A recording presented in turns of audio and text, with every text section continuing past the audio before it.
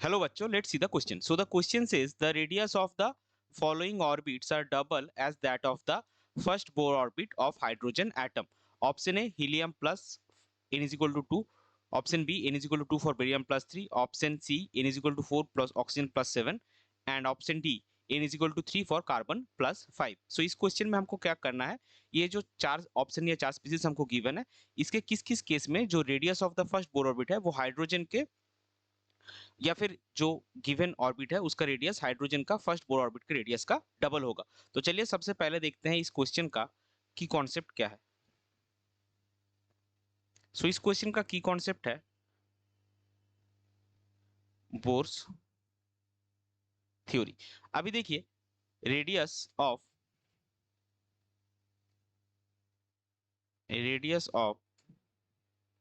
nth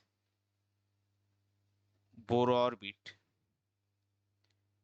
is given as Rn is equal to R0 into n square by Z. यहाँ पे R0 जो है ये आपका radius of the first Bohr orbit होता है। सो फॉर फर्स्ट ऑर्बिट यानी कि n is equal to 1 of hydrogen atom, इसके केस में आपका z होता है 1, हम आर एच लिखते हैं, R H is equal to R0 into 1 square by 1 यानी कि R0। सो हाइड्रोजन का और या फिर हाइड्रोजन एटम का फर्स्ट बोर ऑर्बिट का रेडियस होता है आपका R0। सो हमको चेक ये करना है कि किस किस स्पीसीज में इसका डबल होगा यानी कि 2R0 आपका वैल्यू निकलेगा। तो अगर हम ऑप्शन वाइज चेक करें, सो सबसे पहले हीलियम प्लस 2 के केस में, सॉरी हीलियम प्लस के केस में आपका n क्या गिवन है 2 और हीलियम के लिए z वैल्यू क्या होता है 2। सो आर हीलियम प्लस के केस में वैल्यू क्या आएगा radius R0 into n square that is 2 square by Z that is 2, that is R0 into 4 by 2 that is 2R0।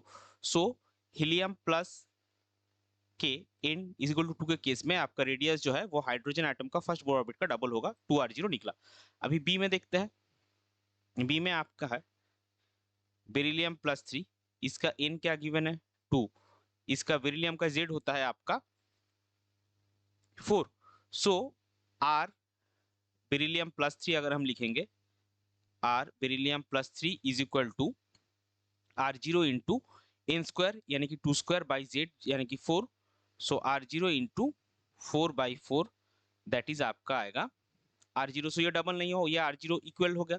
सी के केस में क्या है आपका n is equal to 4 for O plus 7। So O plus 7 के case में आपका n आता है 4 और ऑक्सीजन का जो जेड वैल्यू होता है वो आपका होता है 8। सो यहाँ पे R O प्लस 7 इसका वैल्यू क्या आएगा is equal to R0 into 4 square by 8 यानी कि R0 into 16 by 8 that is 2R0। तो ये भी आपका हाइड्रोजन एटम का फर्स्ट बोर ऑर्बिट का रेडियस का डबल हुआ। और लास्ट में हमारे पास क्या है D that is C plus 5 के केस में n is equal to 3। So plus 5 के केस में आपका n इज इक्वल टू 3 है, z आपका क्या होगा, z आपका होता है 6। सो यहाँ पे देखिए आर सी प्लस 5 इसका वैल्यू क्या आएगा R0 इंटू 3 स्क्वायर बाई 6 यानी कि R0 इंटू 9 बाई 6 यानी कि 3R0 बाई 2। तो ये भी ये 3/2 times of the radius of first Bohr orbit of hydrogen atom हो गया। तो क्या हमने देखा कि ऑक्सीजन प्लस 7 के n is equal to 4 case में और हीलियम प्लस के n is equal to 2 case में जो रेडियस है ऑर्बिट का वो R2R0 है यानी कि radius of the first Bohr orbit of hydrogen atom का डबल है। सो इस पर्टिकुलर क्वेश्चन के लिए आपका करेक्ट फाइनल आंसर हो जाएगा option A and option C. I hope you understood it well. Best of luck. Thank you.